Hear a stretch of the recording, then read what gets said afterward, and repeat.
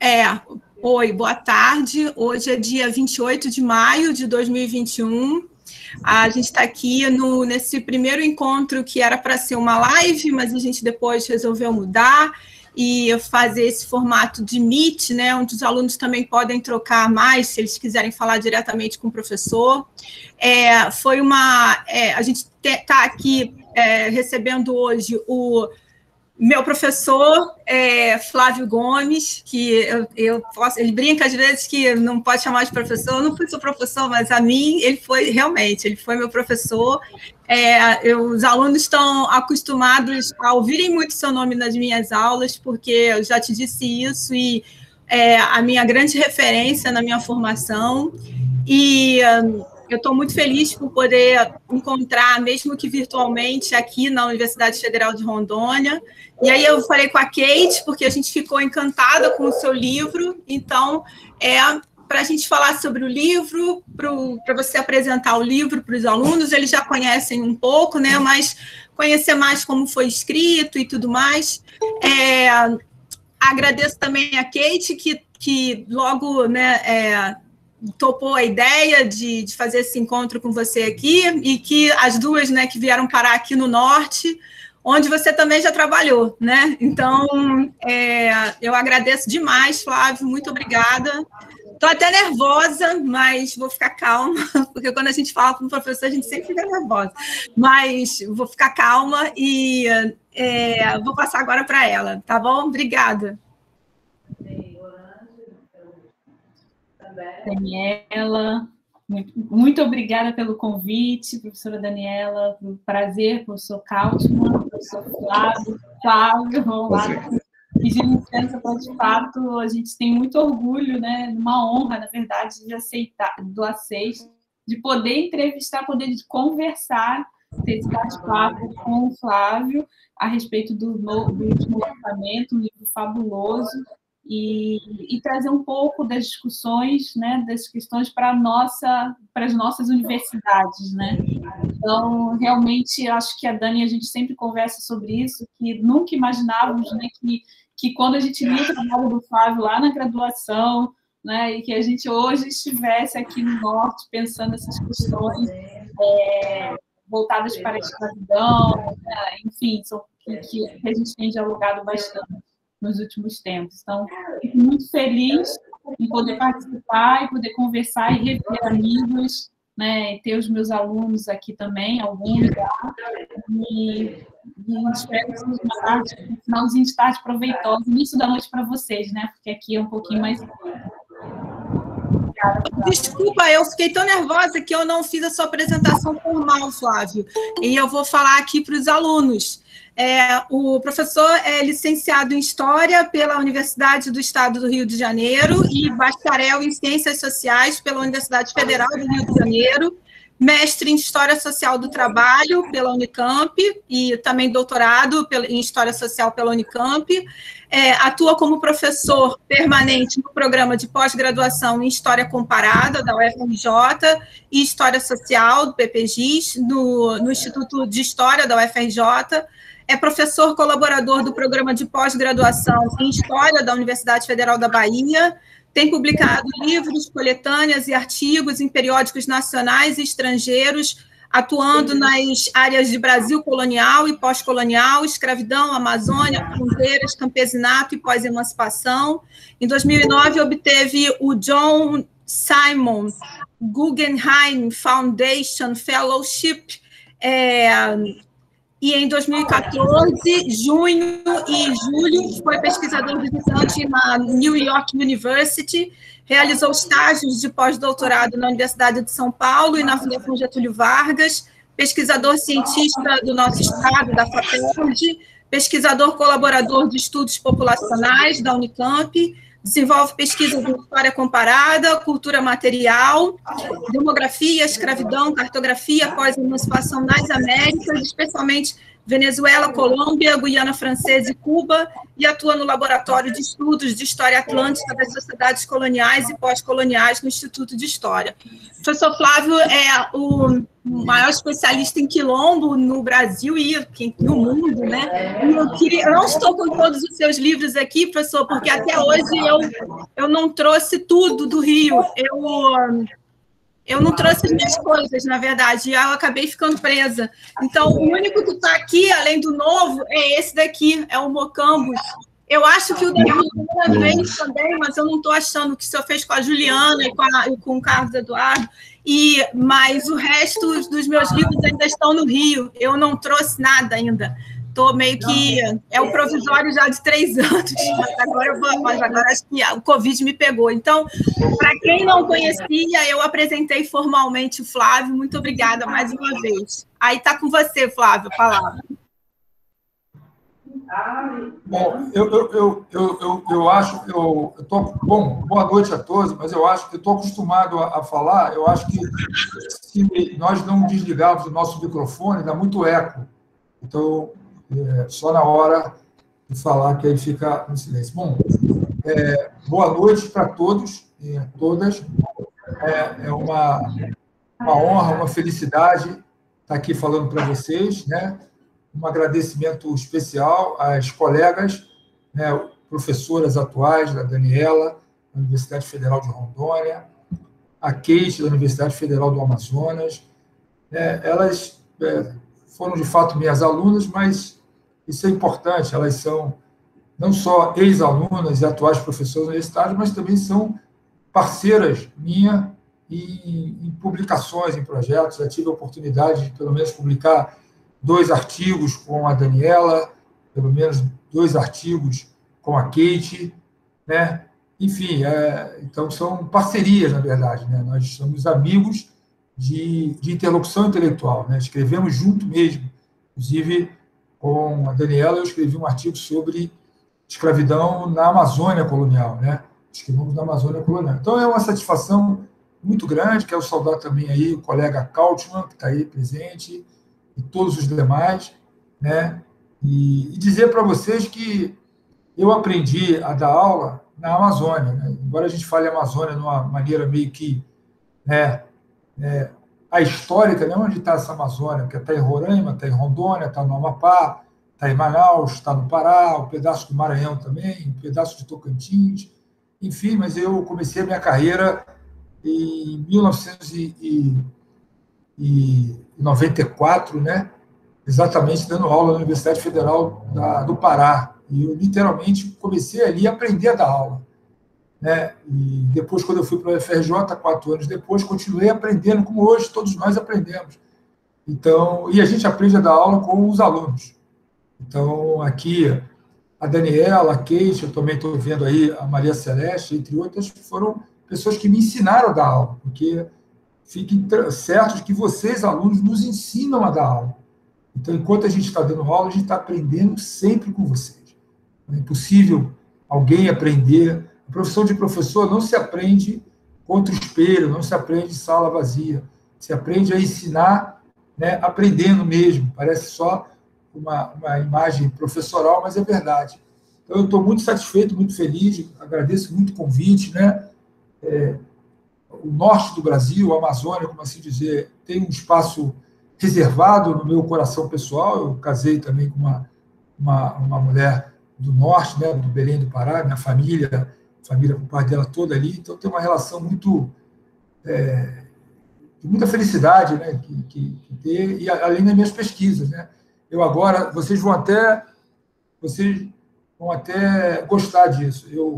Eu agora estou querendo desenvolver uma pesquisa que é na divisa com mais ou menos onde é hoje Roraima ali, que eu quero desenvolver uma pesquisa sobre as antigas regiões de Berbice e Esequibo. Não sei se vocês sabem, Berbice e Esequibo são 2 áreas coloniais de ocupação, em parte espanhola e parte inglesa, que hoje seriam divisas com o atual estado de Roraima. Essas 2 regiões escravistas, né, nome esquisito, Berbice, né, e Esequibo, elas depois se transformam numa região chamada Demerara, em que vai ter uma grande revolta de escravos em 1823. Essa revolta de escravos é analisada pela Emília Vioche da Costa, e atualmente é a Guiana. Não é a Guiana francesa, nem é o Suriname, é a Guiana, que já foi Guiana inglesa. Então, estou muito interessado em pesquisar as relações com as populações indígenas, com uma sociedade colonial escravista de fronteira. Então, bom, conversei com a Daniela, com a qual eu estabeleci um contato mais direto e o convite para estar aqui com vocês. Ela me pediu um pouco para falar sobre a Enciclopédia Negra, esse livro aí. Bom, eu sou, na verdade, um doente terminal de pesquisa de escravidão, porque a minha vida, a minha disposição intelectual, além de lecionar, é fazer pesquisa, né? Em todos os lugares que eu andei, a Daniela sabe, eu já estava interessado em conhecer Rondônia e aproveitar, dar um pulinho no arquivo. Aí já tinha um contato com a Kate, que é conhecer Manaus e dar um pulinho no arquivo. Ou seja, eu não consigo me imaginar passando em Manaus sem dar uma passadinha no arquivo de Manaus. Nem que for uma manhã, uma tarde. E não é para olhar o arquivo, opa, tudo bem, que legal, não, é para abrir algum pacote, alguma coisa. Claro que, como pesquisador, historiador, não se trata de chegar no arquivo e abrir um pacote, tem que ter um objeto, e para mim não faltam objetos e interesses, né? E eu tenho estudado escravidão durante, basicamente, né, considerando agora o tempo que eu tenho como professor da UFRJ, desde 98, né? Portanto, são 23 anos, mais os 4 anos que eu lecionei na Universidade Federal do Pará, né, são 27 anos de professor. Eu não dei aula, não tive a oportunidade de dar aula no primeiro grau, no segundo grau, em escolas particulares. Eu comecei imediatamente minha carreira lecionando na universidade, por isso que eu digo que eu aprendi a dar aula para os meus alunos. Hoje, meus alunos, muitos deles já são, muitos são professores da Federal do Pará, e todos os outros lugares aí agora, como a própria Kate e a Daniela, e eu aprendi a dar aula lá, e sempre estudando escravidão. Eu lembro que eu fui para o Pará com um projeto, eu estudava Campos de Goytacazes e mudei completamente o projeto para estudar, e aí terminei o doutorado sobre escravidão, frequentando muito o Arquivo Público do Pará, que é um arquivo amazônico fantástico, né? Ele tem toda uma discussão interessante, porque, do ponto de vista das relações intracoloniais e Maranhão, depois a capitania do Rio Negro, que vai ser a província do Amazonas, e o Grão-Pará, estabelece uma relação muito mais direta com Portugal. Então, você tem uma documentação, a natureza da documentação colonial, né, do chamado Estado do Grão-Pará e do Maranhão, ou o Estado do Maranhão e do Grão-Pará, é única, não tem outra área. Em outras áreas, você tem que procurar documentação relativa mesmo ao Conselho Ultramarino. No caso dessa Amazônia, que a gente sempre brinca, né? A Amazônia era muita coisa. A Amazônia era Piauí, era Ceará, até o século XVII. Ceará era Amazônia. Então, isso é uma coisa, a gente tem que dar uma dimensão histórica, e não é histórica isso. E todo o meu envolvimento com pesquisa, como eu falei, os lugares que eu passei, e agora também nós estamos interessados, no sentido geral, pesquisadores da universidade, a produzir também conhecimento que extrapole o espaço da universidade. Essa tem sido, talvez, seja o nosso grande desafio. Nós podemos e devemos produzir ciência, devemos e podemos construir conhecimento, mas que esse conhecimento extrapole os muros da universidade. Vejamos agora que nós estamos no quê? Nós estamos numa pandemia, né, mundial, com um forte impacto, né? A população brasileira é 2, alguma coisa da população do planeta, mas a população de infectados do Brasil alcança 13% da população mundial. Então, para você ver isso, e mais, nossos grandes generais dessa batalha é a ciência brasileira, é a ciência produzida o quê?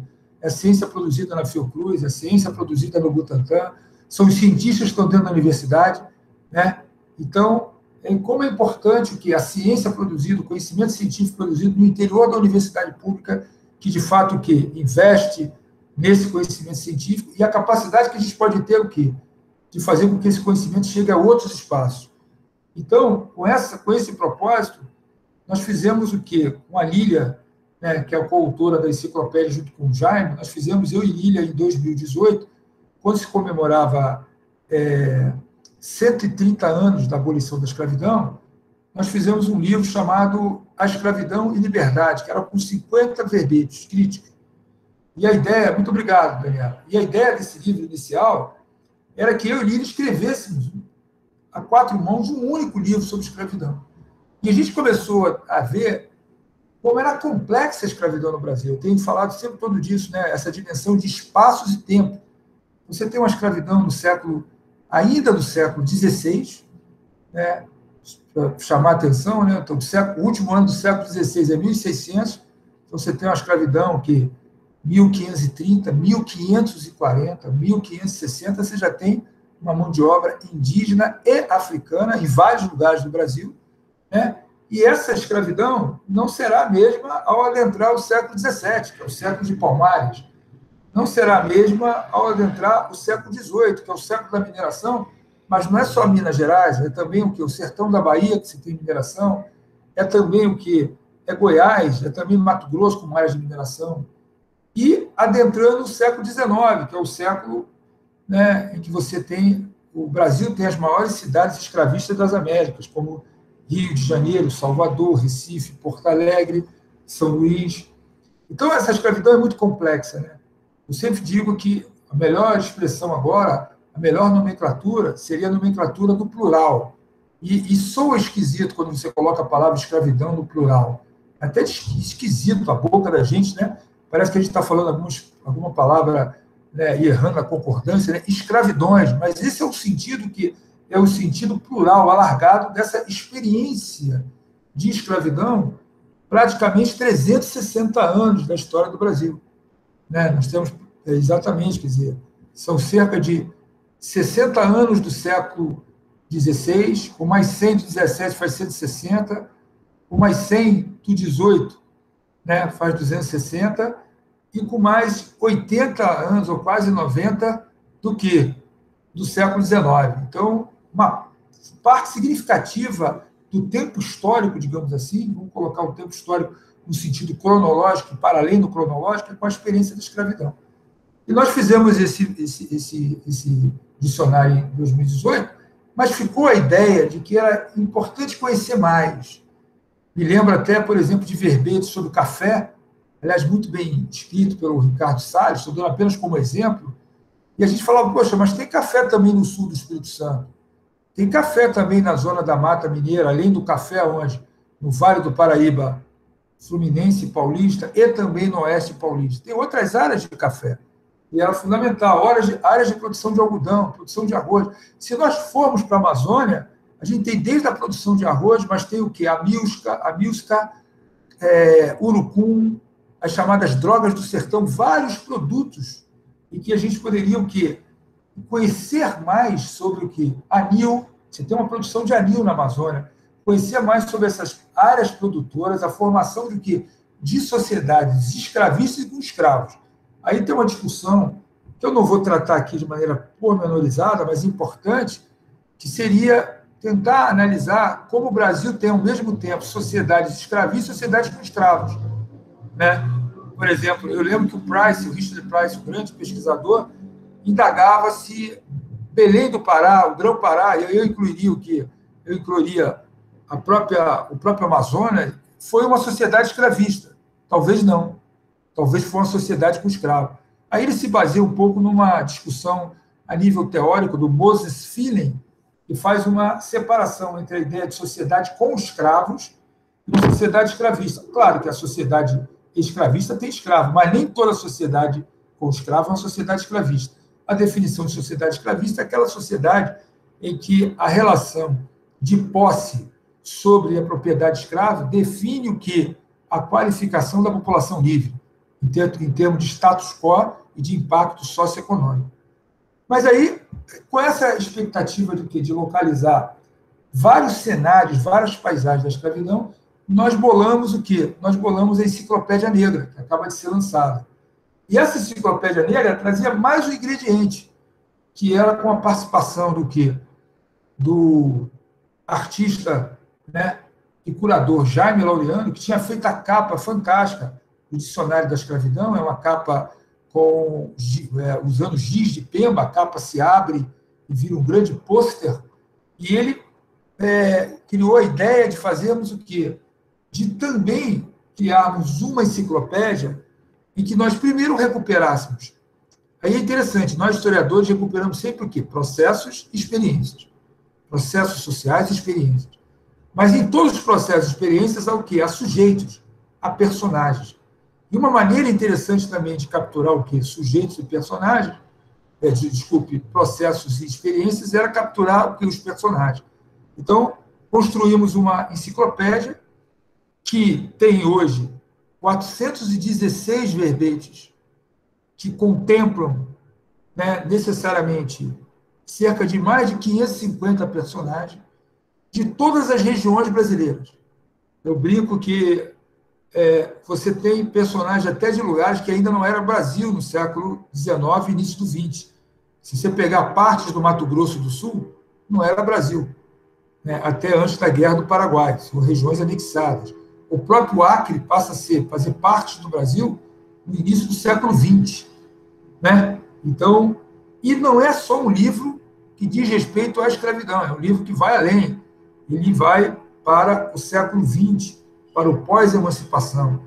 Né? Então, a coisa mais importante para a gente era, primeiro, ter essa disposição espacial e temporal, espacial, porque todas as regiões do Brasil, temporal, né, em todos os tempos, né? Então a gente ia para o Nordeste, ou o que a gente chama de Nordeste, a gente estava preocupado tanto com as áreas de litoral, como das áreas de agreste, como das áreas de sertão.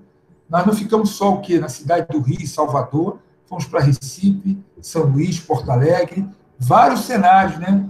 E aí o Jaime propôs que a gente também podia reunir artistas para que eles pudessem fazer pinturas e quadros de personagens que nós não temos nenhuma o quê? Nenhuma iconografia sobre eles, para exatamente suscitar a capacidade nossa de imaginação histórica. Veja o caso de Tiradentes. Nós temos uma representação do Tiradentes que foi criada 100 anos depois do evento em que ele esteve envolvido. Tiradentes esteve envolvido o quê? Numa revolta de natureza fiscal, no final do século XVIII, na capitania de Minas Gerais. Ele e tantos outros foram presos, julgados. Tiradentes foi o principal condenado. Foi enforcado ainda no final do século XVIII, no Rio de Janeiro.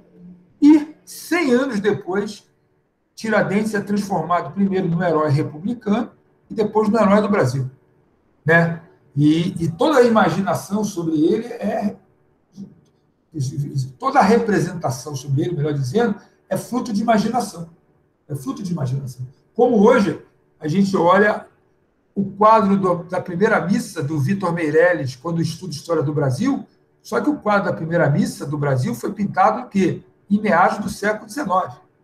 Então, o quadro diz muito mais sobre a imaginação histórica, a representação histórica no século XIX, quando foi pintado pelo Vitor Meirelles, do que necessariamente o quê? O descobrimento do Brasil, a Carta do Caminho, onde aparece o quê? Onde aparece uma descrição desse episódio, dessa experiência que foi a primeira missa. Então, nós reunimos 36 artistas negros, negras e negros, né, de diferentes gerações, artistas consagrados, consolidados, com exposições internacionais, e também artistas, né, promissores no início de carreira, 36 artistas que, sob a curadoria do Jaime Laureano, que é coautor do livro, eles fizeram 103 representações de personagens, e 36 aparecem no livro, para que cada um dos artistas tivesse uma das suas imagens contemplada, e o restante está na Pinacoteca, né? Foi doado para a Pinacoteca. Acompanha aí que vai ter até uma exposição virtual, né? Um guia virtual para que a gente acompanhe, né? A Kate mostrou aí a capa, que tem a Afra, né? Tem a quarta capa também, que já é um outro personagem.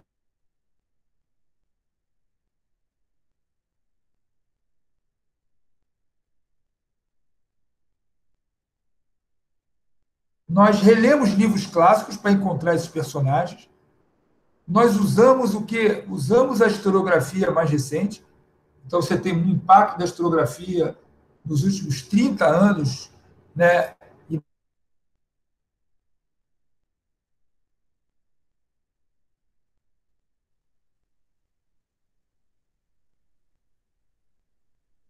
né? E que essa geração que está agendando. Então, não foi muito difícil para nós escolhermos os personagens, porque, na verdade, tem uma agenda hoje historiográfica. E essa agenda historiográfica é que está procurando o quê?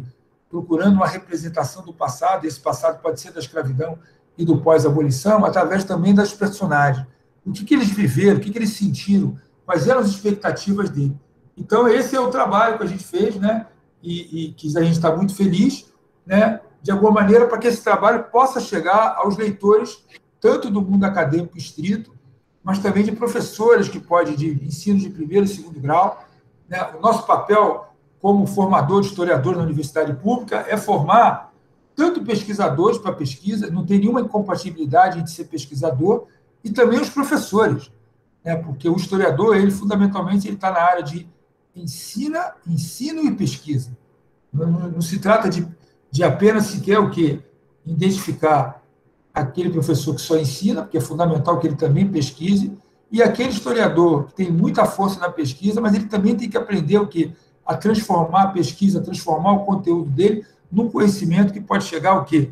Pode chegar a outros setores. Então, essa um pouco foi a ideia, né, da coletânea. Nós ali, da enciclopédia, melhor dizendo, nós reunimos, repito, não só escravizados, mas pós-abolição, africanos, professores, líderes religiosos, cientistas, um grande painel dessa história, que não é uma história só negra, né? É uma história do Brasil, eu tenho falado isso, né? A gente até brinca, né? Não tem história branca, então, portanto, não precisa ter história negra. A gente usa a palavra história negra no sentido político, de que como é importante representar os afrodescendentes, né? Imaginar os afrodescendentes, é importante os afrodescendentes. Mas, ao mesmo tempo, vira uma armadilha, porque, ao falar história negra, sugere-se que essa história é só dos negros, e essa história não é a história do Brasil. Eu tenho batido na tecla, inclusive, da imagem de história regional. A gente, às vezes, usa a palavra história regional com a melhor das boas vontades. A questão não é boa vontade. O problema de tomar a história de Rondônia como uma história regional é achar que tem uma história nacional, essa história no Rio de Janeiro, essa história em São Paulo, essa história do café, essa história do ouro, a história da mineração. A história de Rondônia não é a história regional da Amazônia, nem a história da Amazônia. A história de Rondônia, a história do Amazonas, é a história do Brasil. É a história do Brasil. É o Brasil do século XVI, do século XVII, do XVIII, do XIX, do XX, do XXI, como nós estamos vivendo. Isso é muito importante, não é uma crítica à história regional. A nomenclatura história regional sugere a gente encaixar tudo o que acontece fora de um chamado grande eixo como um regional. Então, quando a gente diz que uma história é regional, a gente acaba o quê? A gente acaba reforçando que existe uma história nacional. E a história nacional é o café, a história nacional é a corte, a história nacional é o Rio de Janeiro. Né? E não, na verdade, não existe uma história nacional porque não existe uma história regional. Existe uma história do Brasil, com impactos que a gente poderia volta a chamar de espaço e tempo, né? Espaço onde a dimensão cartográfica, espacial, né? Tem que ser considerada.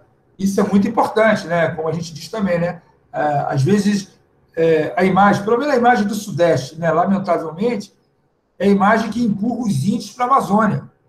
Mas os índios estavam em todas as regiões do Brasil. Inclusive, hoje existem populações indígenas em Angra dos Reis, em Itaguaí, mesmo no centro do Rio de Janeiro, a aldeia Maracanã, que já foi.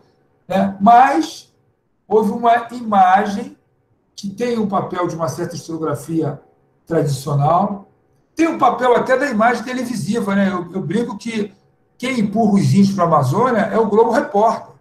O Globo Repórter está sempre o quê? Empurrando os índios para a Amazônia, não reconhecendo populações indígenas em outros locais. Né? Às vezes até a gente brinca, né? O Globo Repórter faz sempre com a chamada, né? No próximo bloco, você vai ver o homem que fala com o jacaré, o homem que fala com a onça. Né? É uma ironia, porque ninguém, por exemplo, faz uma pesquisa sobre madames que falam com gato, né? Na zona sul do Rio de Janeiro, por exemplo. Né? Eu tenho a professora Daniela, a professora Kate, eu não vou falar o nome, pode ser uma atitude deselegante, que elas tiveram aula também com professoras que tiveram formação em Paris, fora do país, que falam com gato, por exemplo, se comunicam com gato, né? Estranho. E essas pessoas não estão na Amazônia. Não estão na Amazônia. Então o Globo Repórter chamaria. E vocês vão ver a professora fulana de tal, que estudou na França, e ela consegue se comunicar com gato. Né? Como o quê? Com uma imagem completamente o quê? Eu estou caricaturando, né? Não sei nem se essa pessoa fez aula na França e tal. Estou criando aqui um personagem, né? Eu tenho um total respeito por todos os colegas, embora eu seja muito brincalhão, quem me conhece sabe disso, muito irônico, mas essa imagem, né, de que alguém fala com jacaré, né? Então alguém fala, né, com gato, né? Que uma coisa é se comunicar com cachorro, que é um animal, agora com gato, mas tem pessoas que falam com gato e não estão na Amazônia. Isso é importante. Então, eles não estão falando com jacaré, com a onça pintada, ou alguma coisa assim. Então, essas imagens são muito caricaturadas, são imagens muito preconceituosas. E a gente, obviamente, está lutando por uma sociedade, uma sociedade mais inclusiva, uma sociedade mais democrática, uma sociedade com mais liberdade, uma sociedade sem o negacionismo, uma sociedade que possa vacinar todos nós, que possa reconhecer o papel da universidade pública, o papel do Estado, que provendo educação, provendo investimento, oferecendo ensino público de qualidade para todos. E é um pouco nesse universo que essa é uma característica da universidade pública no Brasil. Nós professores somos dedicação exclusiva, então nós não podemos dar aula no atacado e no varejo, nós damos aula na universidade pública, tem uma dedicação total, seja na preparação da aula, seja na pesquisa, todos nós somos pesquisadores e professores, e o meu trabalho sai um pouco dessa paixão, mas também dessa paixão articulada ao quê? Ao meu ofício de professor, funcionário público. Então, é um pouco disso. Eu acho que talvez a gente pudesse conversar sobre detalhes, sobre interesses de vocês, para não ficar uma fala só minha, né? Portanto, cansativa, né? E que a gente possa dialogar. Não precisa ter dito que não lê o livro, ou vai ler, ou qualquer dúvida que você tiver sobre a minha fala, ou curiosidade, alguma coisa assim, eu teria a maior boa vontade de responder a você, não você não ainda tendo contato comigo. Né? Então, essa é a minha primeira fala, reforçando aí os meus agradecimentos e meu boa noite. Ô, Flávio, obrigada. Bom, como sempre, né, eu tenho acompanhado suas lives também e sempre me encanto com a sua fala, né? Mas eu aqui sou um caso que eu estou na Amazônia há 15 meses, quase 16, e eu vou te contar que eu já estou falando com gato também, hein? Porque eu estou sozinha aqui, com gato e cachorro, já estou desenvolvendo essa técnica. Mas não precisava ir para a Amazônia para falar com gato, bastava ficar em algum lugar sozinho e aprender a falar com eles. Mas agora eu estou aqui na pandemia, estou desenvolvendo essa técnica, depois de 15 meses, 16 meses isolada, estou desenvolvendo. Mas eu também teria várias coisas para falar, mas eu queria abrir um pouco, né, para as outras pessoas. Eu acho que o livro ainda não chegou muito aqui, inclusive demorou para que chegasse para mim, para a Kate chegou mais rápido. A gente está fazendo justamente esse movimento de apresentar o livro, sabe? E quando a gente pegou o livro, você sabe, né, que eu já te contei aqui também, aqui a gente está acabou de abrir aqui na Unir, a UFAM já tem, né, mestrado e doutorado, mas aqui na Unir acabou de abrir uma pós-graduação, mestrado em História da Amazônia. E como eu sou nova aqui, né, para mim está sendo muito desafiador, né, pensar justamente no que é essa Amazônia, nessas discussões que você tanto falou daí de história regional, né, porque eu concordo muito com você com relação a isso, e, né, porque uma coisa é a história da Amazônia, mas que a Amazônia, aí é história regional, mas regional da onde? É regional. Eu, por exemplo, no pouco tempo que eu estou aqui, eu fiquei no interior, que é completamente diferente do que é Porto Velho, então é regional de Rondônia, mas regional da onde? Do interior ou daqui de Porto Velho. Então, isso tudo tem me causado um monte de inquietação. Então, quando eu peguei, ao mesmo tempo, como eu, né, fui sua aluna no ano que você entrou, entregando a idade, né, no ano que você entrou na UFRJ, era a minha turma de entrada, 20 e tantos anos atrás, 1998, e por conta da tua relação com a Amazônia, né, eu sempre acabei ouvindo muito sobre a escravidão na Amazônia, né, aqui inclusive tem um verbete aqui que você fez sobre a Amazônia escravista, né, e quando eu cheguei aqui, em Rondônia, principalmente, né? A Kate deve ter outra experiência. A sensação não, e, muitas vezes os alunos falavam isso para mim, né? É que não teve escravidão aqui. Né? Então, era um pouco, ou então que isso era coisa de determinados núcleos, sabe? Tipo, a gente tem aqui o William, que também é professor do IFRA aqui, e tem um trabalho sobre o divino, né? Mas, né, então, coisa de alguns professores, o Marco Teixeira, né? Então, quando a gente quando eu peguei agora a enciclopédia, a gente viu o quanto que tem de Amazônia ali, e além dos verbetes, né? Vocês, né, dão a possibilidade da gente, inclusive, ir atrás de outros sujeitos que não são só aqueles referentes ao verbetes e nos dão dicas de onde a gente encontra esses trabalhos que são produzidos, como você falou, né, é o que está sendo produzido. Então, eu me pergunto por que é que isso não para esses alunos, né? Eu conto que agora eu tive que dar aula de África e foi muito interessante, porque no início eles falavam assim, mas África não é coisa para a Bahia estudar? Sabe? Então, como que fosse alguma coisa muito distante deles, né? E consequentemente, não tem escravidão, não tem pós-abolição, né? Então, e ao mesmo tempo a gente vê uma cidade completamente diferente. E quando eu olho para 2 verbetes específicos de Rondônia, né? Que é o da Mãe Esperança Rita, que é um terreiro, inclusive, que eu já conheci aqui, que o Iago hoje é quem manda o terreiro, e ele foi aluno da UNIR. Então, teve um evento lá, eu nem sabia dessa dimensão, depois eu soube, né, com o tempo, da importância da Mãe Esperança, e com relação aos barbadianos. Eu convidei o Iago, mas ele está com problema de saúde, não pôde entrar, mas ficou muito feliz, e veio o professor Kautmann, né, que é o Dionísio Schockness, que está citado lá entre os barbadianos. E, ao mesmo tempo, assim, eu não sei se a Camila está por aí, a minha outra aluna, que foi agora do 6º período, eles fizeram um trabalho, e ela falou, ela é nascida aqui, e ela falou, professora, eu não sabia quem eram os barbadianos, e ela é daqui de Porto Velho, né? Então, eu acho que esse livro também abre um campo de possibilidades para eles descobrirem essa Amazônia escravista e dizer, sim, que teve escravidão, que teve pós-abolição, que teve tráfico, que teve tudo, e os dados estão aí. Mas eu já até falei demais, não era para eu falar tanto. Eu vou passar para Kate, e aí a gente abre para quem quiser fazer pergunta para você. Pode ser? Obrigada. À vontade. Ótimo, Daniela. Bom, eu fiquei encantada com o material, eu consegui recebê-lo rápido, ainda bem, aqui no Amazonas, mas de fato a gente ainda não tem com essa facilidade, então por isso que eu pontuei algumas questões e eu já vou, no decorrer desse semestre, passar para os meus alunos, Flávio, que é muito interessante. Eu estou trabalhando com História da África e com ensino de História também, algumas disciplinas voltadas para o ensino, e eu acho que esse material traz uma dimensão importante para a sala de aula, né? Pensando na prática.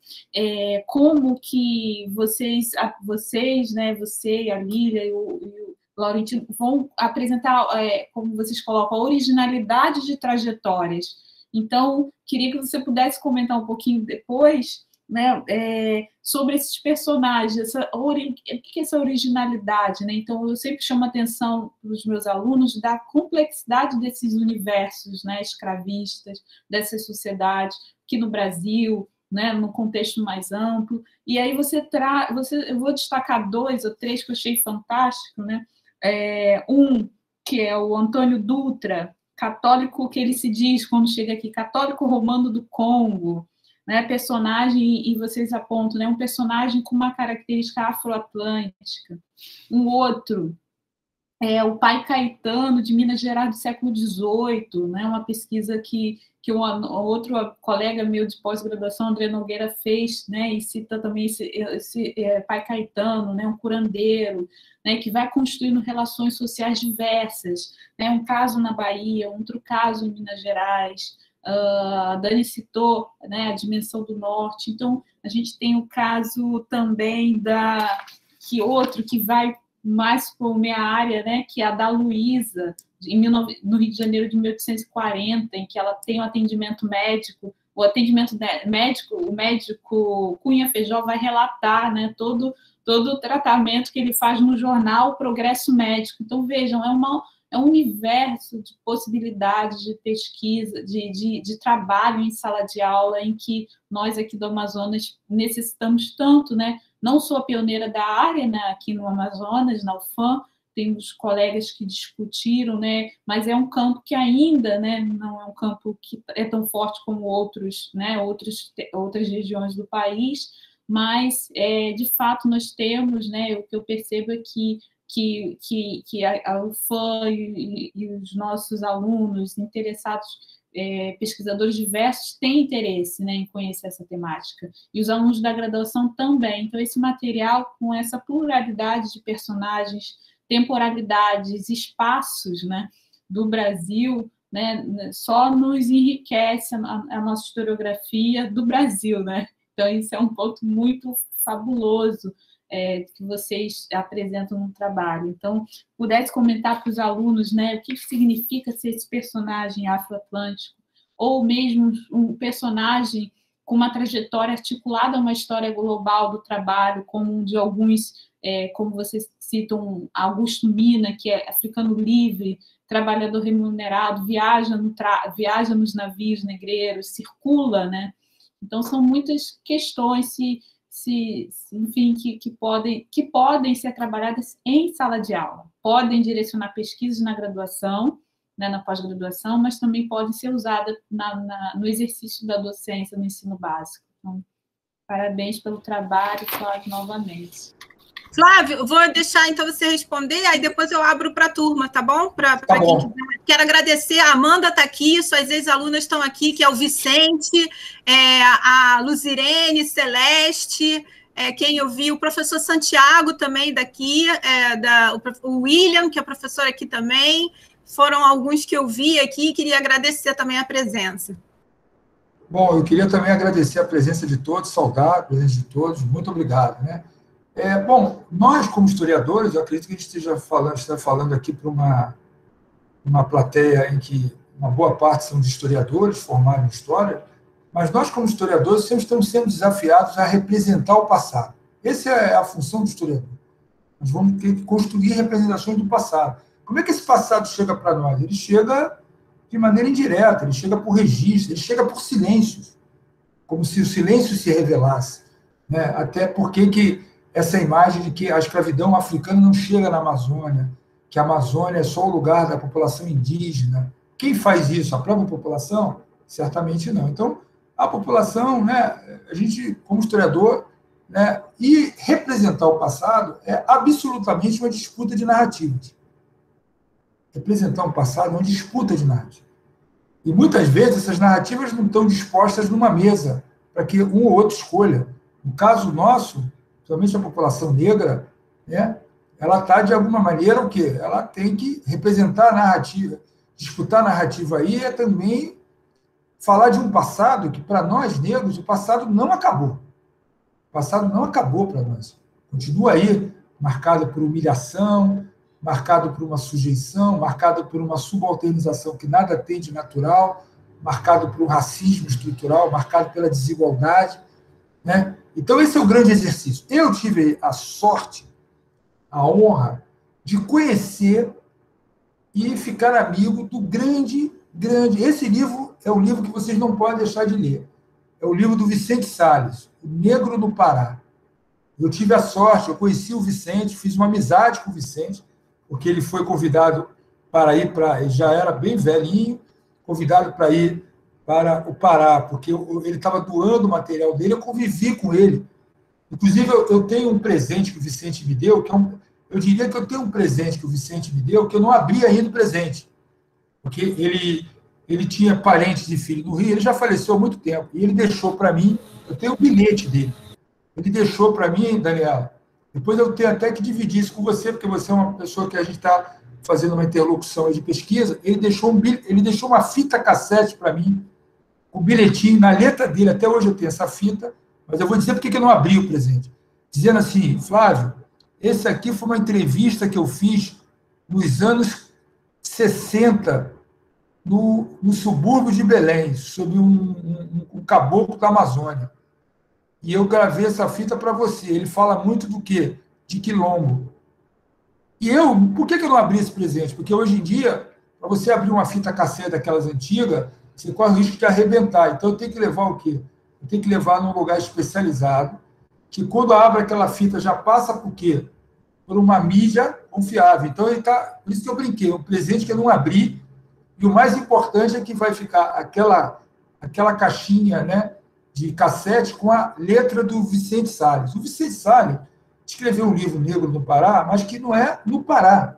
Porque, na verdade, o Vicente Salles fala da ocupação colonial e escravista e negra. Olha só, é colonial escravista e é colonial escravista e negra.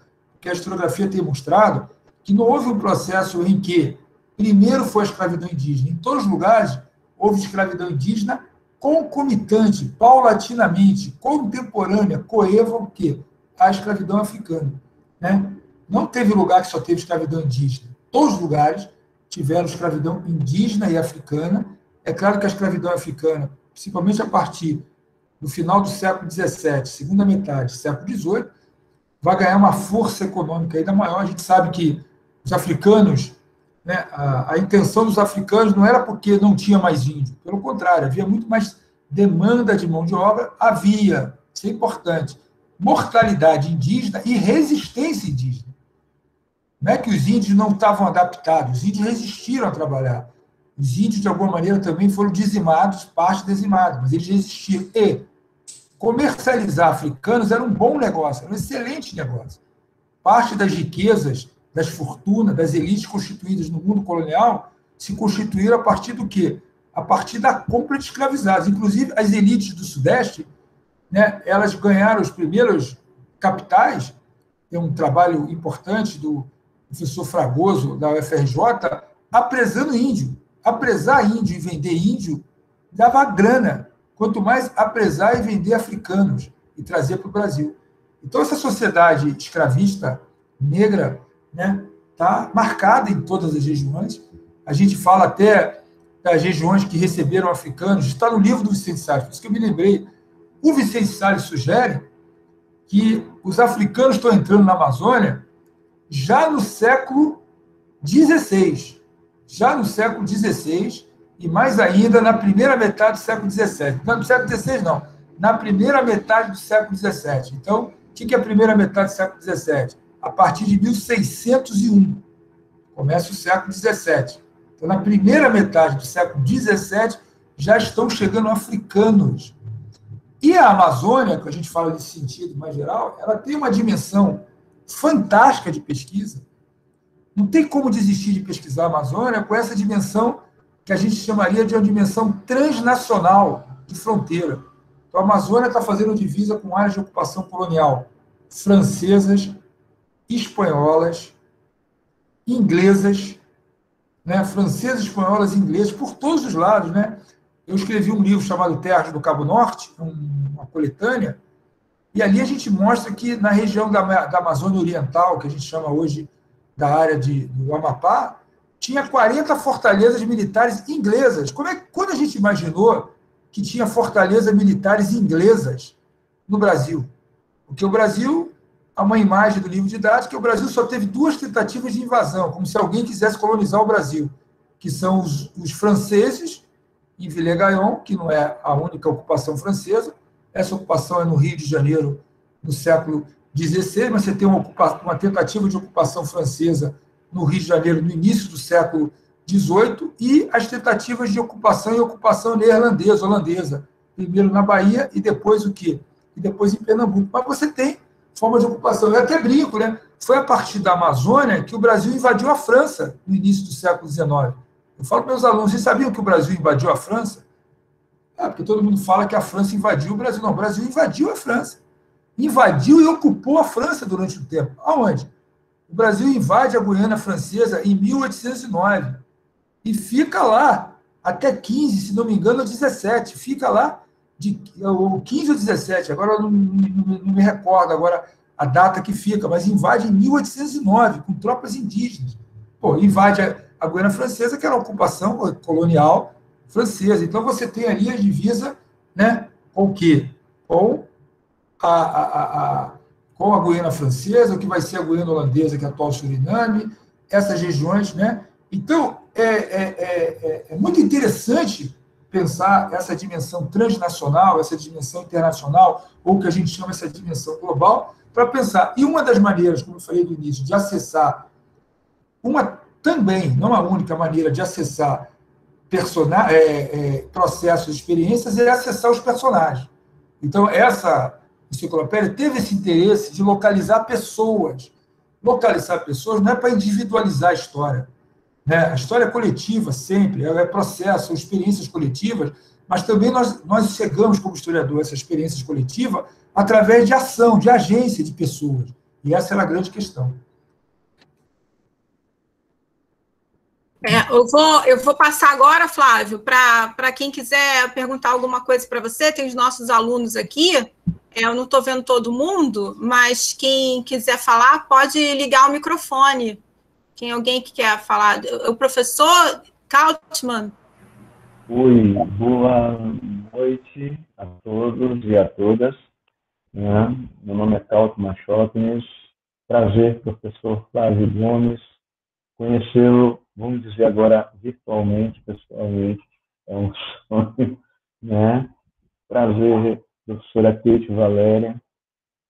Prazer, professora Daniela, né? Sou formado pela Universidade Federal de Rondônia, né? No curso de História da Uni, e sou acadêmico também da Uni, do curso de Música, né? Tentando aí, batalhando para ver se eu consigo encerrar, né? E eu fiquei maravilhado quando falaram que iam trazer uma pessoa que ainda é detentor dos conhecimentos da mãe Esperança Rita, que é um conhecimento admirável, né? É uma história admirável, uma história que eu escuto aqui em casa, vindo da minha avó, da minha mãe, desde criança, né? E depois traços que eu mesmo, pequenos traços que eu fui aprendendo no decorrer de estudos, né, e pesquisa, e das aulas de ensinamento, das aulas da própria universidade, com o professor Marcos Teixeira, com a professora Marta Valéria,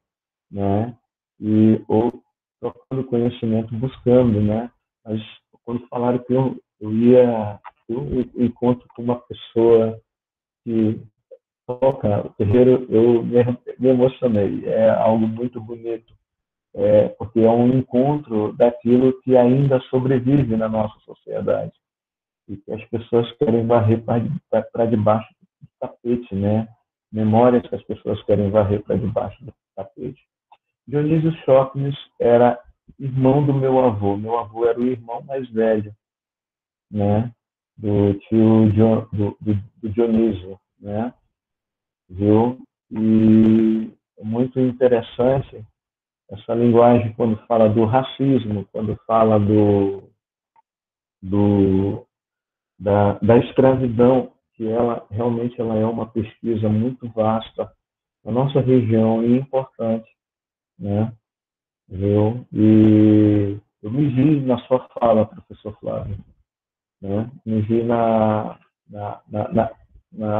sua fala, na sua identidade, na sua forma de se expressar.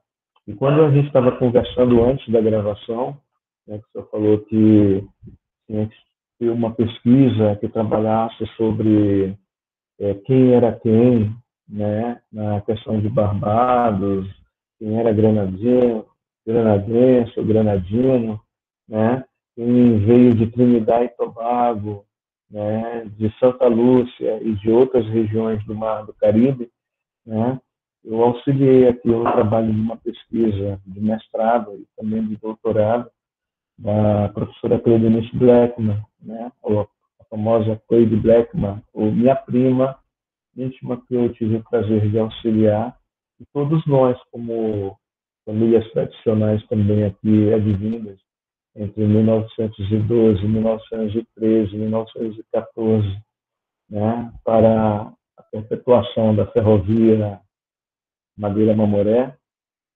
né, resolvemos nos unir, nos ajudar para dar essa identidade, né, de quem foi quem, né, veio de onde, qual era a verdadeira profissão dessa pessoa e qual era a função, que foi do Mar do Caribe à beira do Madeira.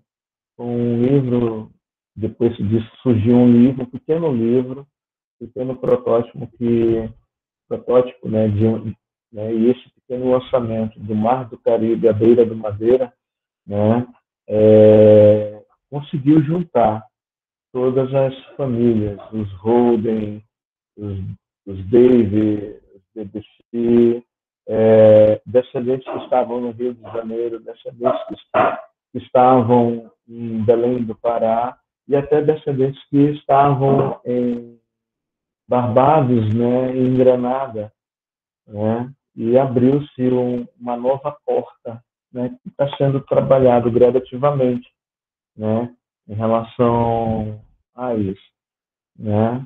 Eu fiquei espantado de saber que tem gente que não... eu fiquei espantado que tem pessoas que não sabiam que a região do Mato Grosso, a região do Amazonas, né, a região do Vale da antiga província do Vale do Rio Negro, né,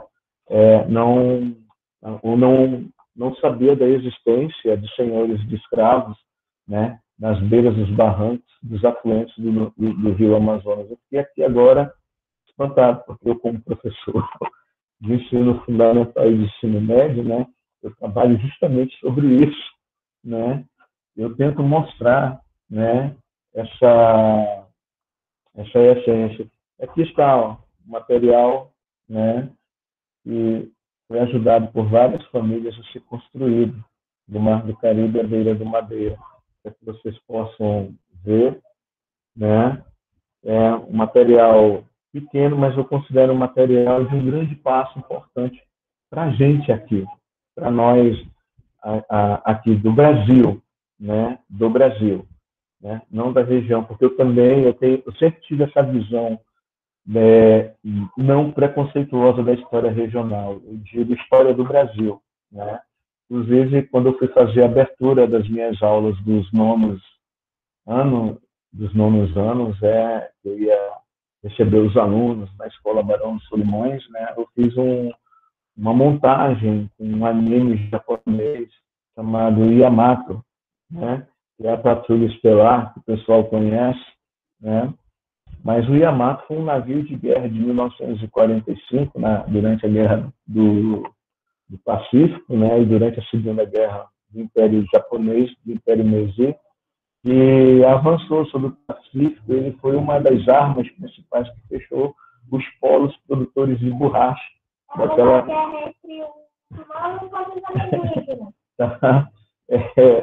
né? Ele fechou os principais portos neocoloniais produtores de borracha, né, que vai fazer com que o governo brasileiro, né, aqui e o mundo volte a olhar para a Amazônia e comece a dar início ao segundo ciclo da borracha, né? E o Yamato ele fica numa imagem muito forte do Japão. Por quê? Porque ele foi o último navio a ser entregado, né, a se entregar durante esse conflito. Mas, ao mesmo tempo, dali eu posso tirar várias teias de histórias reais, e uma delas é a fundação da Escola Barão de Solimões, que é a escola que eu trabalho, né? E foi fundada justamente com a vinda do presidente Getúlio Vargas, e tarará, tarará, tarará. Traz todo um processo, né, que revive o mercado da borracha, que revive a ferrovia Madeira Mamoré, né, e dá uma respiração, um ato de respirar econômico, porque eu sempre digo para os meus alunos e para alguns amigos meus que Porto Velho, Rondônia, é uma cidade de buns econômicos, passageiros, rápidos e passageiros, né? O telégrafo, a ferrovia, a cassiterita e o ouro, em dois momentos, o período colonial do Mato Grosso, porque aqui eu tenho diversas histórias, é um caldeirão cultural imenso. Eu tenho a escravização, né, de indígenas, eu tenho a escravização, né, para Vilhena, o quilombo do Cariteré, Costa Marques, outros quilombos, né, que existiram enquanto Costa Marques, na época, era a capitania do Mato Grosso, né? Então, eu tenho diversas histórias, eu tenho um recorte, né, muito rico nessa Amazônia, nessa Rondônia, nesse Mato Grosso, né, que vai se transformar em Rondônia, né, que é incrível, né? Parte dessas histórias eu ouvi porque eu cresci ouvindo, né, a questão da oralidade para as famílias barbadianas é muito forte, para as famílias granadenses, famílias barbadianas, famílias tobaguenses, Trinidad-Tobaguenses, né? E outras famílias de diversas regiões que vieram, né, para essa confluência, né? E isso traz um processo de riqueza, de desenvolvimento cultural jamais visto. Eu ainda continuo acompanhando essas transformações, as levas recentes de haitianos, venezuelanos, que chegam por dificuldades na tentativa de buscar uma condição de vida melhor, né, para si, para os seus, uma luta constante, né? E essa luta, esse caos e ordem, né, vão criando uma harmonia, de alguma forma, uma nova linguagem, uma nova leitura, inclusive simbólica, né? E talvez nesse conflito, nesses jogos de interesse, acaba se varrendo também a parte de outras identidades, né? E suplantando a parte de outras identidades, de outras memórias, está debaixo do tapete, né? Obrigada. Desculpa. Nada.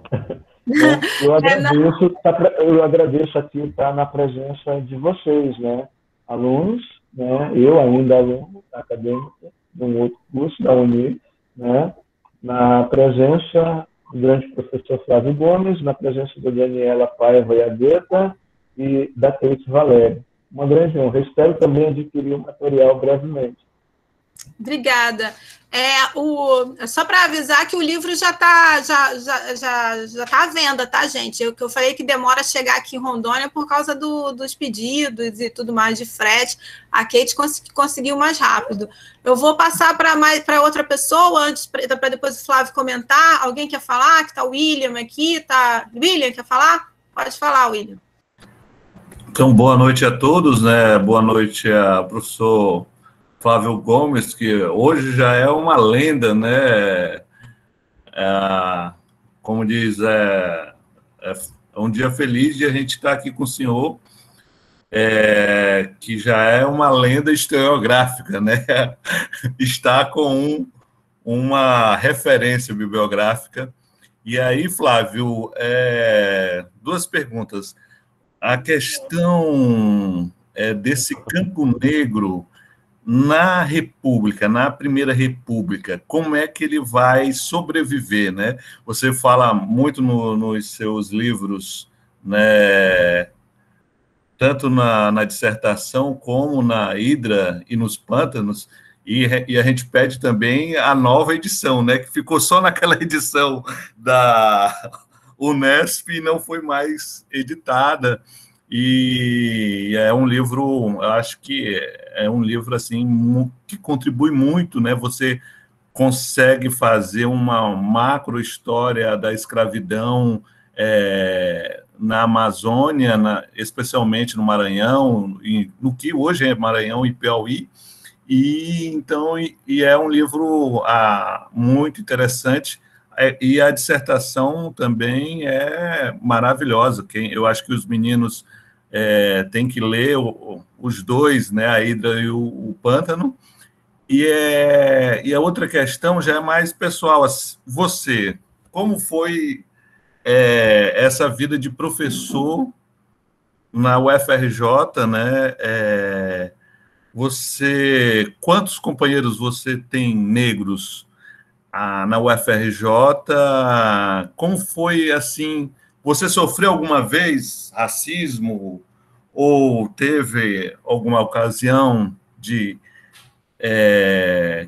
tipo, a gente pensa, claro, falando da Amazônia, né? A UFRJ, para nós, é a ponta, né? O lacreme do lacreme, né? Mas a gente sabe que também tem esse racismo estrutural que está em todos os lugares. Como foi essa vida de professor da UFRJ, da Universidade do Brasil, né? Como foi colocado, fez 100 anos, né? Esse último tempo. E é isso, essa pergunta sobre esse Campo Negro na Primeira República, como essas várias alternativas que os escravos criaram, né? Aí você trabalha muito bem como o negro como sujeito histórico, a gente tem isso em todos os seus livros, essa nitidez que o negro foi colocado como invisível, ignorado, isolado, como a gente, em vários lugares, inclusive no Rio de Janeiro, a gente não sabe da história, né, de João da Colmeia, da história de vários outros negros num lugar extremamente negro, né? Como é, né, William? Ele tá dando aula ainda, tá? O professor. Sim, ele tá, ainda não virou titular já, Flávio? Eu sou reserva ainda. Tá no banco. Estou no banco. Mas é porque você não quer, Flávio. Você não tem porque aí eu sou professor ainda associado 1, embora já tenha colegas que entraram comigo, já são titulares. Eu nunca dei entrada na documentação. Mas, enfim, eu quero agradecer muito ao professor Kautzmann, a exposição que ele fez, também aprendo muito.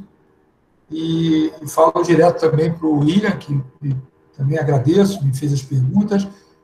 Eu vou ver se eu não esqueço todas. Primeiro que a Unesp, é erro meu de não entregar para a Unesp que ela quer fazer uma segunda edição, a Unesp. E é uma edição revista e ampliada, porque eu estou trabalhando nela. Só que, nesse caminho de trabalhar ela, eu sempre estou inventando livros para fazer.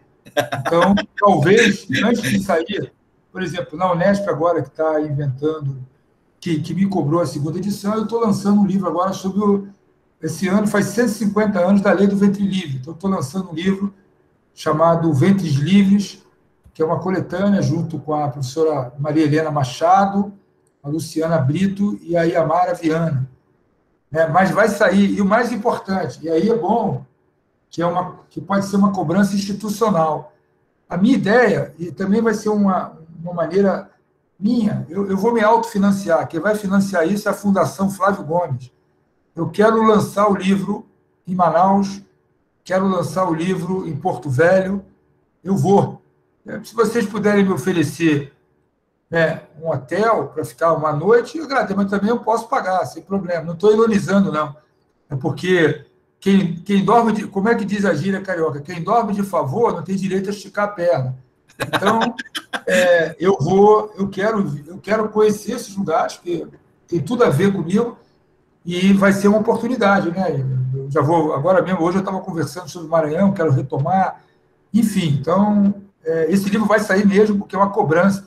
Inclusive, agora, na hora de fechar esse livro com a Unesp, até o editor falou, mas eu devia te cobrar que eu só publicaria esse depois que você entregar o que você prometeu. Eu falei, mas eu estou fazendo e tal, porque eu estou fazendo uma versão revista e ampliada, então eu estou entrando dentro do livro, mexendo em uma coisa, não vai crescer muito, porque o livro já é um livro grande, né? E eu vou fazer esse lançamento, tem muito interesse, né? Porque tem a ver com isso.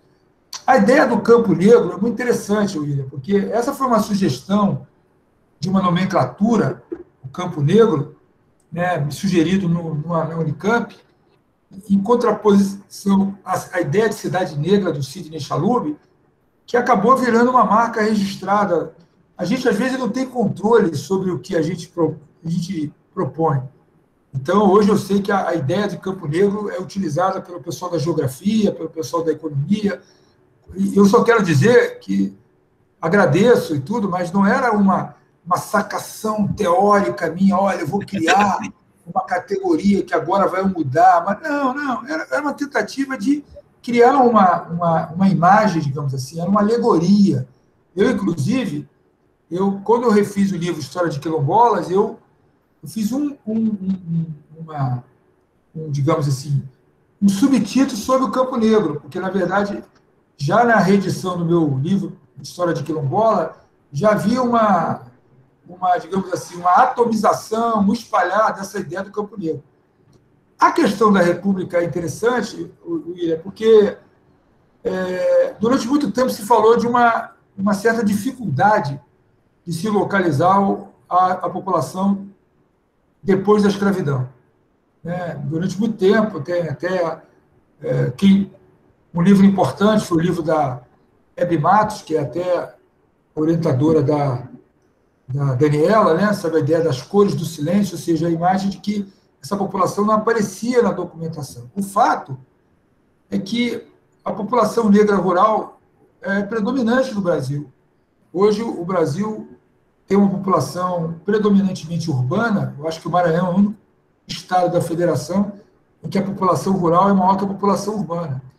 Quase todos os estados, a população urbana é maior, mas o Brasil é predominantemente rural, e esse mundo rural é um mundo predominantemente negro.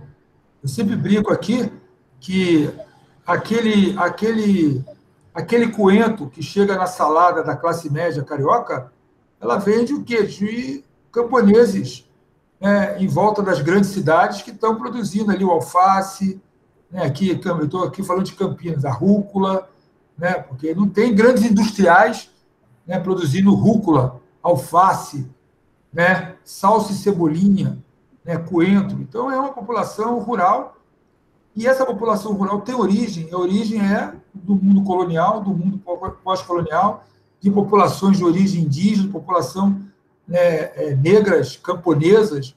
Então, não é difícil encontrar, agora tem uma série de trabalhos importantes falando exatamente dessa população rural, que ela é invisibilizada, né? Eu até tenho um livro cujo título é A Nitidez da Invisibilidade.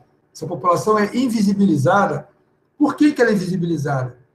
Ela é invisibilizada, em parte, pelo Estado, portanto, às vezes você pode ter dificuldade de localizar pela documentação que o Estado produz, por exemplo, os censos, os quilombolas não aparecem, né? As populações rurais quilombolas desaparecem dos censos, né?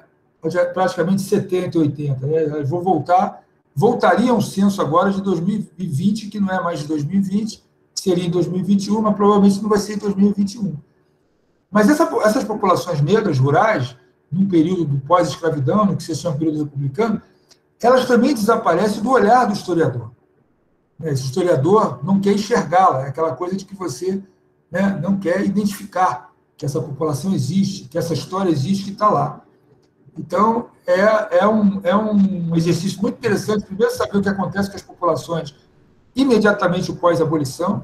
Então, uma coisa interessante para Rondônia, tão importante como saber a existência de uma população negra desde o período colonial, numa área como Rondônia, saber o que acontece com a população negra imediatamente o quê? Libertada pelo 13 de maio na região de Rondônia.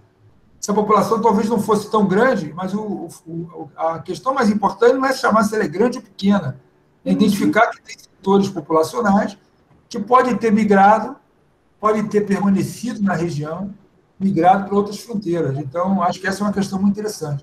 Sobre a última questão, eu diria para você que, sobre a minha experiência como professor negro na UFRJ, eu diria que talvez você pudesse perguntar à própria Daniela e a Beta, que está me conhecendo ali quando eu cheguei em 98, e a Kate, embora as duas são da mesma idade, as duas têm 15 anos de idade, uma eu conheci em 98, e a outra eu conheci bem depois, foi minha aluna bem depois, né? Inclusive a Kate começou a fazer pesquisa comigo, né, nos arquivos e tal.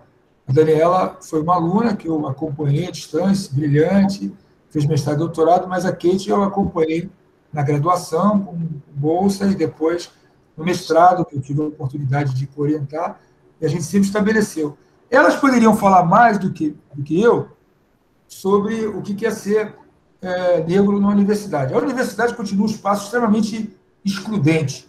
Eu diria que a universidade continua racista, excludente, em termos de classe social.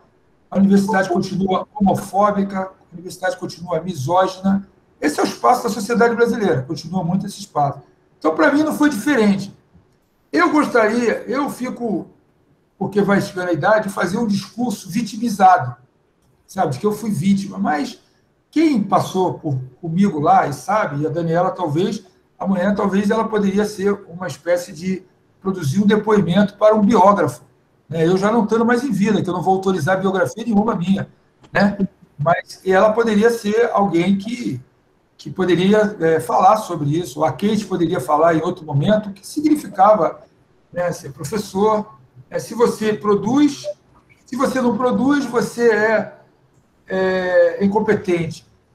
Se você produz, você é arrogante, que é uma expressão que eu descobri na universidade, que é uma expressão que diz respeito a nós, negros. Porque arrogante, aí eu fiz uma pequena pesquisa do ponto de vista etimológico, que é a ideia de arrogar-se, é querer ser alguma coisa que não é, que não pode ser.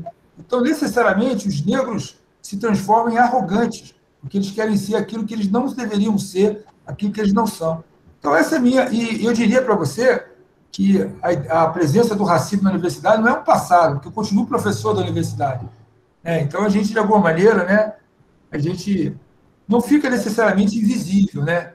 Porque ninguém vai dizer exatamente o que acha, né, dessa população negra. Então. Agora, a gente tem agora uma geração maior, mesmo gente que foi aluno da mesma geração aí da Daniela e da Kate, hoje professores, já são professores negros, mas continua um número pequeno de professores. Mesmo na história, na FRJ, depois não aumentou muito o número de professores negros. Hoje tem até um movimento de alguns professores que não se...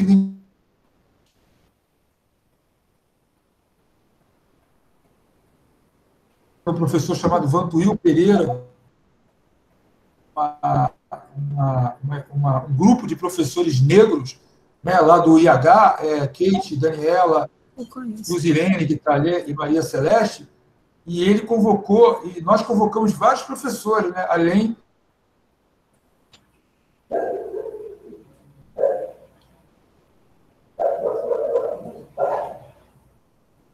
Está travando.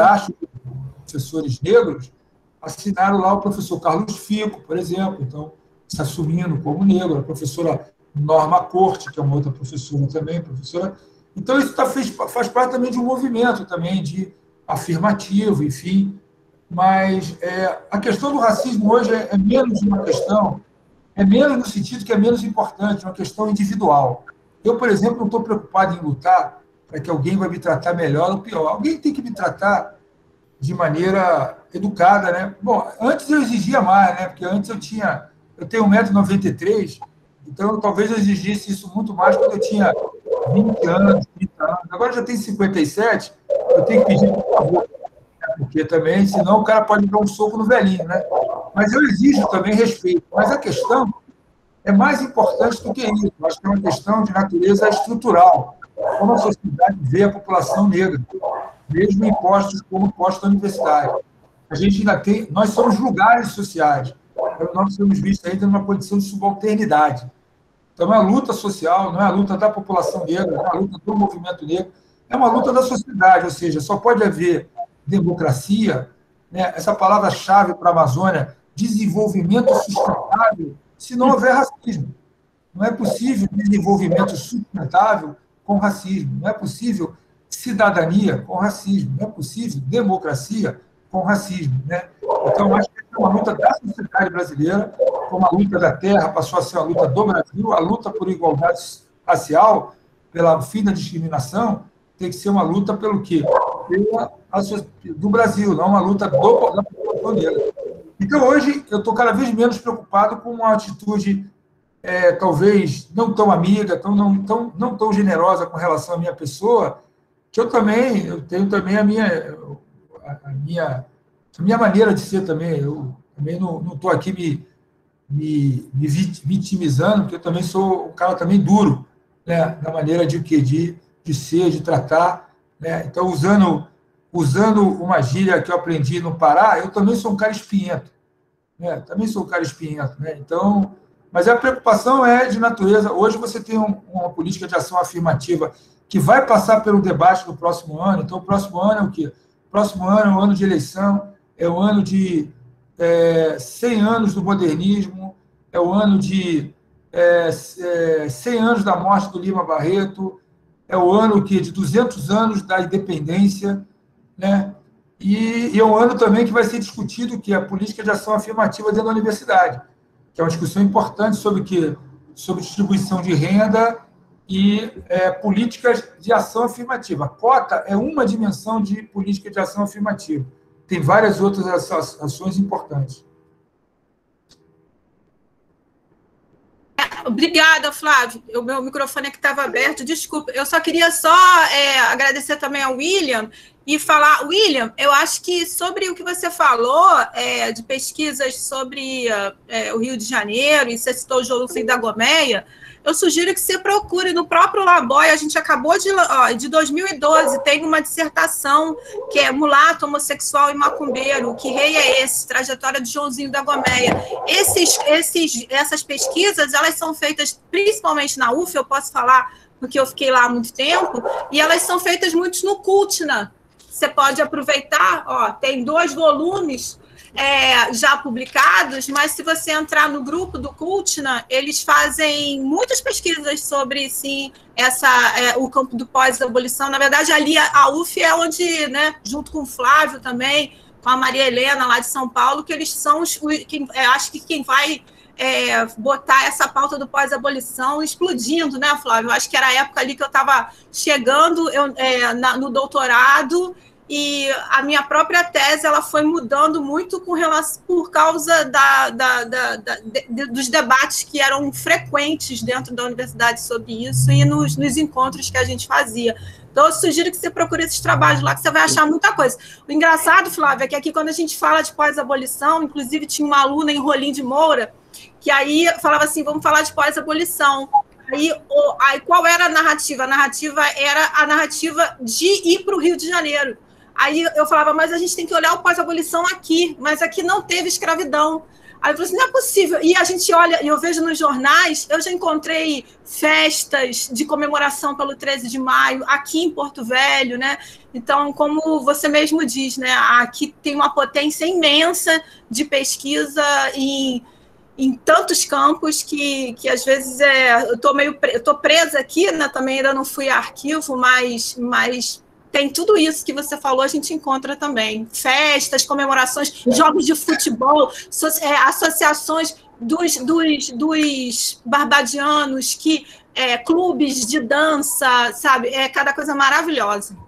Não, inclusive, sem querer polemizar, lançar algumas questões que são interessantes, porque eu continuo fazendo pesquisa, Bom, tem uma tese agora de doutorado sobre os barbadianos do Pará, que é uma tese até de uma ex-aluna minha, né? Na verdade, todo mundo é ex-aluno. Você fica vendo velho, você é professor e fica velho, todo mundo é ex-aluno. Porque você é professor e fica velho, todo mundo é ex-aluno. Mas Maria Rosiane. Maria Rosiane. E aí, veja bem, eu vou falar uma coisa, eu não quero polemizar, mas uma coisa interessante é que pode ter havido para Rondônia, por exemplo, tensões de natureza de classe entre a população de barbadianos, que se constitui depois como uma elite local, e a população negra recém-saída da abolição. Porque, na verdade, essa população de barbadianos, no caso de Rondônia, eles estão chegando aonde? Eles estão chegando em Rondônia, né, na década de 10, né, provavelmente no início do século quê? Estão chegando já em 1908, 6. Inclusive, detalhe, eu estive agora, para minha surpresa, vê como é que o historiador se surpreende. Eu fui agora pesquisar no Espírito Santo, e aí o diretor do Arquivo do Espírito Santo, que é um cara fantástico, né, ele estava me mostrando os vários instrumentos de pesquisa sobre imigrantes no Espírito Santo. Imigrantes no Espírito Santo. E tinha um painel assim, de fotografia no arquivo, e eu olhei aqueles instrumentos de pesquisa, tudo bem, tem muita população europeia vindo ali para aquelas regiões onde é o sul do Espírito Santo, e tinha um grande painel de população de imigrantes, e eu vi 2 pessoas negras ali. Eu falei, quem são isso aqui? São barbadianos, vieram para o Espírito Santo. Como diz a gíria, eu ia morrer sem saber, porque a gente pensa que barbadiano só tem aonde? Barbadiano só tem em Belém e Rondônia, né? Aí eu falei para vocês que a minha esposa é neta de barbadiano.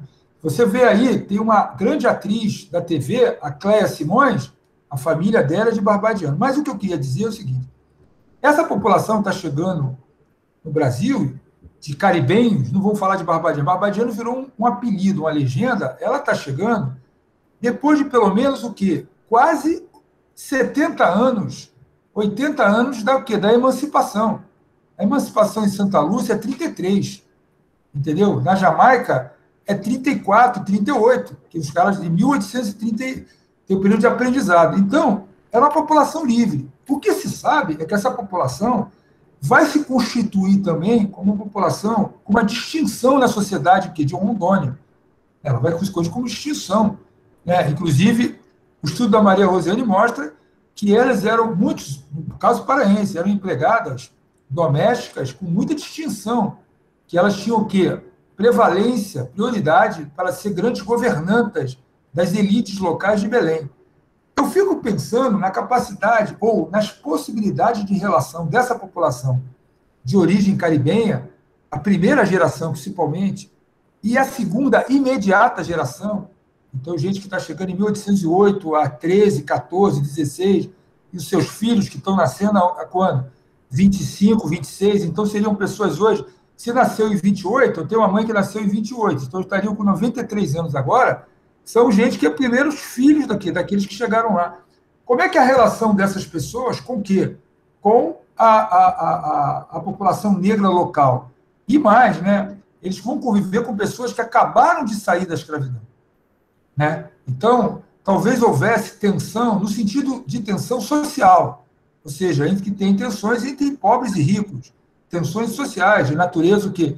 De natureza étnica. Sem falar na questão da língua, porque essa população, de alguma maneira, também, por falar inglês, ela também, de alguma maneira, ela se manteve, em tese, como uma população fechada, como a gente diz, em termos demográficos.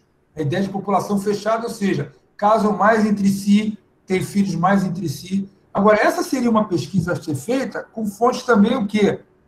Da onde eles saem. Então, talvez a gente tenha que ter fontes do Itamaraty, onde eles estão entrando, e fontes também da onde eles estão saindo. Sim. A Cleide, né, e a Maria Rosiane, da Campos Bragança, lá da Federal do Pará, elas fazem esse estudo, e aí você já deu um toque aí para quem está precisando fazer um doutorado, um mestrado, sobre essa questão entre a população protestante de língua inglesa liberta, livre, e a população que chega já livre, mas que vive ainda na sombra dessa escravidão. E aí, meninos, a Daniela estava falando aqui dessa produção da UF, agora também tem biografias que estão gratuitas lá no site, né? Então, vários autores, o Álvaro Nascimento, né, com a do João Cândido, vários outros nomes, aí e a Inê Lopes faz sobre... Álvaro Nascimento, Inaê, Giovana, a Marta e... quem mais, Flávio? Álvaro Nascimento, Giovana, Almilcar, acho que são só esses, que é um projeto que eles ganharam há um tempo atrás e conseguiu, tá tudo para downloads grátis. Eu tenho que só ir já direcionando, que eu tinha falado com o Flávio 1 hora e a gente acaba extrapolando o tempo, né? Mas, Flávio, aqui não é arrogante, não, aqui aqui são outros nomes, né? Aqui da besta. Aqui já me chamaram até de autarquia, que eu faço tudo sozinha. Ele me chama de autarquia porque eu faço tudo sozinha, mas aprendi, né? Aprendi no Rio. Carioca não dá mole, não. Fala aí, professor, que iria falar o professor Kaltmann, e aí a gente já vai encerrando, se alguém mais quiser falar, porque eu já estou extrapolando o tempo do Flávio. O diálogo ele foi muito interessante, professor Flávio Gomes, professor William Nogueira, né? Gratidão a todos, agradecer por ter lembrado de nós aqui, ter lembrado, né, ter a oportunidade de apresentar um material de pesquisa que dá essa origem a cada família que veio para cá, para Porto Velho, né, do Mar do Caribe, à beira do Madeira, mas eu até chamei essas brincadeiras que o senhor colocou aqui de micropreconceito regional, né? E quando o meu avô casou com a minha avó era cabocla da beira do rio, né? E meu avô era de granadenses, funcionário da Ferrovia Madeira Mamoré, né? E no início o casamento dos dois não foram bem vistos, porque havia o preconceito, e esse preconceito ele vai existir também intrafamiliar. E quando você colocou, William, a questão dos índios, né, eu me lembrei de uma experiência que eu passei no Extremo enquanto eu morava com os Caxararis, né, aqui na ponta do Abunã, né, e eu recebi uma grande amiga minha chamada Ana Maria Gordon, uma enfermeira negra, lutadora, batalhadora das crenças dos nossos direitos, né? E ela tentou misturar as comunidades, né? Mulheres que são agricultoras, mulheres negras, mulheres índias. Ela fazia várias atividades. No final, elas voltavam, cada uma para o seu grupo, para a sua ilha, né? O seu espaço social. É uma das experiências que eu acompanhei, eu nunca esqueci, né? E ela olhou assim para mim, ela falou assim: Kaltmann, você notou? A gente mistura. Vocês vem cá, eu vou fazer uma pergunta bem sincera para vocês. A Glenda fala mais ou menos assim, né? Eu vou fazer uma pergunta mais sincera com vocês. Vocês têm preconceito entre vocês? E na verdade há, mas não há o reconhecimento, elas não se entendem como, e não é culpa disso, é algo que é inserido, né, gradativamente no meio dos valores do certo e errado. Aí uma mulher se levantou: não, aquela fulana ali que é índia, ela é minha nora, ela é casada com meu filho, não tenho preconceito com ela, mas aqui eu quero estar perto da minha melhor amiga. Então, é bem os discursos e as desculpas, né, para se negar algo que existe, né? Viu? Algo que existe entre as famílias, porque você vai encontrar nesse interiorzão, descendo, adentrando pelo Rio Madeira, descendo, adentrando pelos rios dessa afluente do Grande Amazonas e por várias regiões, você vai encontrar vários grupos miscigenados, né? E você vai encontrar diversos conflitos sociais e culturais que são complexos e são incríveis, né, de serem pesquisados, né, de verdade. Obrigada. Essa é a minha deixa. Obrigada. Kate, para encerrar, você quer falar alguma coisa? A gente conseguiu que os alunos assinassem, né? Extrapolou o tempo do Flávio aqui. Eu só quero agradecer, né, ao Flávio pela presença, compartilhar um pouco de tudo isso, desses aprendizados que eu tive uma vez. Eu sempre, Flávio, apresento aos meus alunos, né, que eu tento me inspiro em você e eu quero ser um dia uma professora como você foi para mim, como orientador também. Flávio me orientou no mestrado, co-orientou no mestrado, foi minha banca de doutorado. Então, enfim, a gente está sempre dialogando e eu tenho muito orgulho de ter tido, né, o Flávio Gomes como meu orientador e professor. Então, o trabalho continua e eu tenho certeza que esse trabalho e outros que vão surgir, você está convidadíssimo para vir aqui, né? Vai ser uma maravilha para todos nós. E os alunos leem seus trabalhos aqui já há um tempo na UFAM, então tenho certeza que vai ser uma viagem muito proveitosa. Obrigada, Flávia, muito obrigada mesmo. Obrigada, Dani. E o professor, prazer, professor. Então, obrigada a todos que estão aqui. Flávio, te agradeço também. Você foi generoso aí, que eu não fui tão boa aluna igual a Kate. Eu demorei 9 anos para formar, mas o que eu mais... eu falo isso porque às vezes os alunos ficam cansados, né? E eu falo para não desistirem. E assim como você, né, o Bretas, na UFRJ, além do Marcelo, pessoal também, né, um apoio da universidade que eu tive, para que eu não desistisse. Então, isso foi muito importante, porque às vezes, eu lembro disso, porque se eu não tivesse a hora do esporro, a hora do puxão de orelha, que às vezes a gente faz, eu não teria conseguido hoje ter seguido os meus estudos, não conseguiria. Quem imaginava que eu poderia um dia escrever um texto com você? Então, para mim, eu te agradeço também por causa disso, por ter sempre acreditado, né? Nunca ter desistido, não só de mim, como de vários outros alunos que eu sei que guardam toda essa memória sua. Então, a minha aluna aqui, Glenda, falou que eu sempre falo de você nas aulas, realmente, está tudo nos textos, eu sempre coloco, e é isso, você é uma grande inspiração para todos nós, e só o que a gente quer é colocar um pouquinho do que a gente aprendeu com você. Muito obrigada, desculpa passar do horário, tá? Mas é que eu imaginava mesmo que é impossível fechar tudo em 1 hora. Não, assim, bom, eu só quero agradecer muito, muito a vocês duas pela iniciativa, né? Agradeço a todos que estão aí, né? Então, eu agradeço a vocês duas pela parceria, por confiar em mim, né? Porque você mesmo me conheceu há 23 anos atrás como professor, então a gente vai, né, melhorando, ou pensando pelo menos que está melhorando, né, na qualidade. A nossa relação conosco mesmo, né? Nós professores também somos seres humanos, igual a qualquer um, então a gente também tem nossas limitações, nossos medos, nossos desafios, e eu agradeço, porque se eu conseguir, de alguma maneira, ser um melhor professor hoje, certamente porque eu fui professor de vocês e de outros e aprendi.